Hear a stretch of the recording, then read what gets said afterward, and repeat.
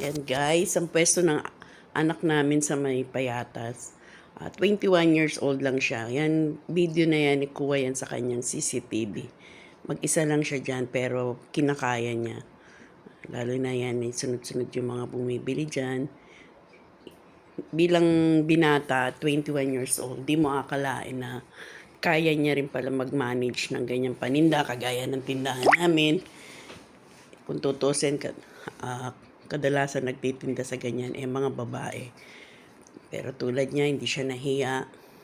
Namamanage niya ng maayos. Marami na rin po siyang customer. At marami na rin pong laman yung kanyang tindahan na nagsimula kami sa 150k na puhunan. Panoorin yung mga dating video namin sa kanya. Ayan. Siya na lang din nag-aayos niyan kasi wala na rin tayo minsan time na pumunta dyan. Kaya siya na lang nag-aayos niyan. Pag may time ako, ayan, meron na rin siyang printer.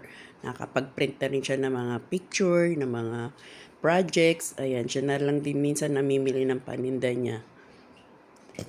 Ayan, pag may time ako, tinutulungan ko na lang siya mag-ayos, maglinis. Kasi syempre, iba pa rin ang linis ng babae. Pero kinakaya naman niya yan. Kaya nagpapasalamat ako dahil nakikita ko yung sarili ko sa anak namin na yan. Ang pangalan niya ay Lesky. Meron na rin siyang permit dyan. Kinuha na rin namin siya. Ayan. Nagsiserox na rin po siya dyan.